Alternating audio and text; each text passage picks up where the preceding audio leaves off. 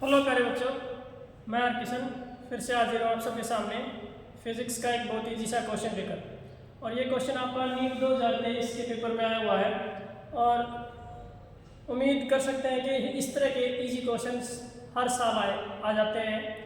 ये जो नंबर होते हैं आपके बहुत इजीली सिक्योर आप कर सकते हैं। फिजिक्स का स्कोर आपका डिसाइड करता है कि आपकी रैंक कितनी अच्छी आएगी। तो हमेशा फिजिक्स वाले पोर्शन को आप ज़्यादा इंपॉर्टेंस देकर चले। वैसे इंपॉर्टेंस तो बायोलॉजी और केमिस्ट्री भी है, बट फिजिक्स वाला पोर्शन ही ज़्यादा नीट स्टूडेंट्स के लिए इम्पोर्टेंट होता है। तो जैसे आप इस क्वेश्चन को ध्यान से पढ़ें, the errors in the measurement which arise due to unpredictable fluctuations in temperature and voltage supply are. आपके मेजरमेंट में जो एरर आया है वो किसकी वजह से आया है? Due to unpredictable fluctuation in temperature. Temperature में आपका चेंज होने की वजह से या वोल्टेज में चेंज होने की वजह से आया है। तो जब भी आपका कोई क्वेश्चन जिसमें आपको ये वर्ड मिल जाए रैंडम या फिर अनप्रेडिक्टेबल, तो वो क्वेश्चन हमेशा ध्यान रखना एरर वाले टॉपिक से है तो वो रैंडम एरर से आएगा। वैसे हम बात करें ये जो पर्सनल एरर होती है ये आपकी पार्ट ऑफ सिस्टमैटिक एरर।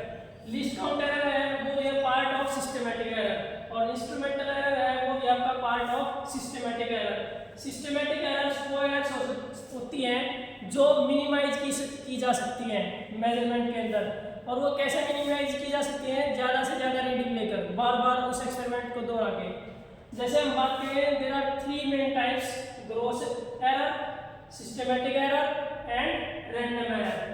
ये जो क्वेश्चन है आपका, इसमें एक वर्ड आया है रैंडम अनप्रेडिक्टेबल। यहीं से डिसाइड करता है कि ये किस पार्ट से है, रैंडम एरर वाले पार्ट से है।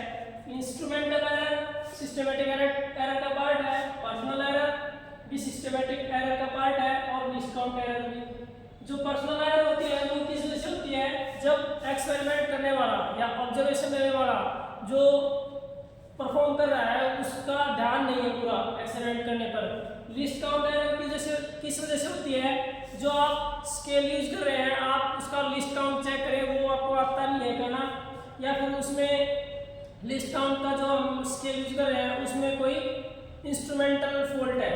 इंस्ट्रूमेंटल एरर भी इसी वजह से होती है, जो आप इंस्ट्रूमेंट यूज कर रहे हैं उसमें कोई प्रॉब्लम है, वो खराब हो गया है या वो ज़्यादा ओवर यूज हो गया है या वो ज़्यादा टाइम से यूज हो रहा है। ये सब जो एरर होती है वो पार्ट ऑफ सिस्टमैटिक एरर है। ये जो एरर्स होती हैं आपकी, ये ज़्यादा से ज़्यादा ऑब्जर्वेशन लेकर कम की जा सकती हैं। ये जो हमारा क्वेश्चन है ये है किससे? रैंडम एरर वाले पार्ट से। Thank you, have a nice day.